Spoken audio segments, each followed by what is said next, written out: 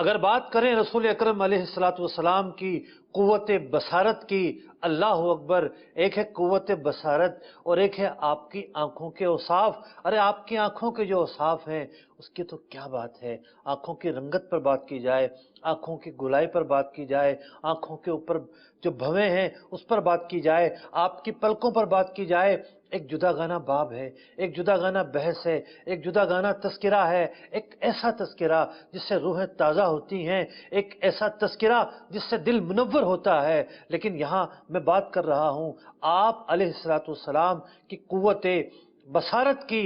یہ وہ قوت بصارت ہے، یہ وہ آنکھیں ہیں کہ قرآن کہتا ہے ما زاغ البصر وما طغى، آنکھ نہ کسی طرف پھری نہ حد سے بڑھی۔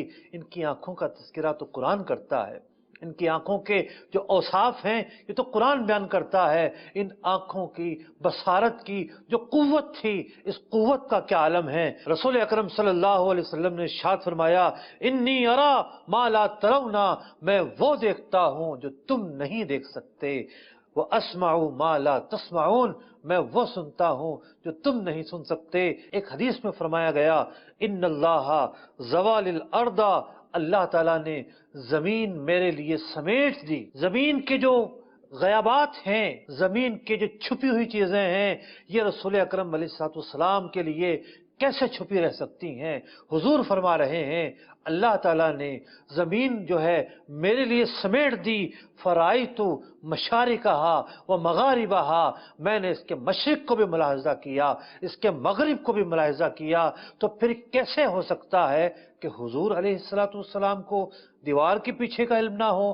یہ وہ ذات مسلم شریف کی حدیث جو فرما رہی ہے کہ میں نے مشرق بھی دیکھ لیے، مغرب بھی دیکھ لیے، زمین میرے لیے سمیٹ دی گئی، تو پھر کیا ہے زمین کی چیزوں میں سے جو آپ پر عیاں نہ ہوا ہو، جو آپ پر مخفی رہا ہو؟ اور آنکھیں جو ہیں وہ تو بہت محدود دیکھتی ہیں، اور حضور تو کیا کچھ دیکھتے ہیں۔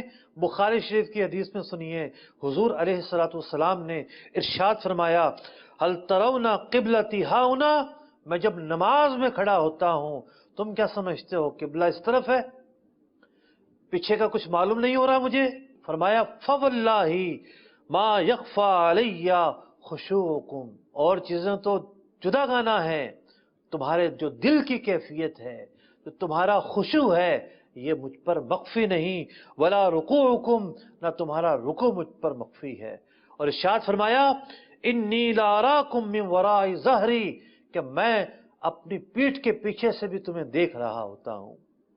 حضور اکرم علیہ الصلوۃ والسلام، اللہ تعالیٰ نے آپ کو وہ قوت بصارت عطا کی کہ آپ نہ صرف یہ کہ آگے دیکھتے تھے بلکہ پیچھے دیکھنے پر بھی قادر ہوتے تھے۔ بات کریں اگر قوت سماعت کی تو حضور علیہ الصلوۃ والسلام نے ارشاد فرمایا اسمع ما لا تسمعون، میں وہ سنتا ہوں اور تم نہیں سنتے۔ ایک حدیث میں فرمایا گیا کہ آسمان کی جو چرچراہٹ ہے میں یہ بھی سنتا ہوں۔ اور ایک اور حدیث میں آتا ہے، بخاری شریف کی حدیث ہے، حضور علیہ الصلوۃ والسلام کا گزر کسی قبر کے پاس سے ہوا، اور افراد بھی ہیں، اصحاب بھی ہیں، آواز کسی نے نہیں سنی۔ کہ راوی کہتے ہیں کہ فسمع صوت انسانین، کہ آپ نے دو انسانوں کی آواز سنی، یعذبان، جنہیں عذاب دیا جا رہا تھا، اور انہیں عذاب کس وجہ سے تھا؟ ایک کو اس وجہ سے کہ پیشاب کی چھینٹوں سے نہیں بچتا تھا، اور دوسرے کو اس وجہ سے کہ وہ غیبت کیا کرتا تھا۔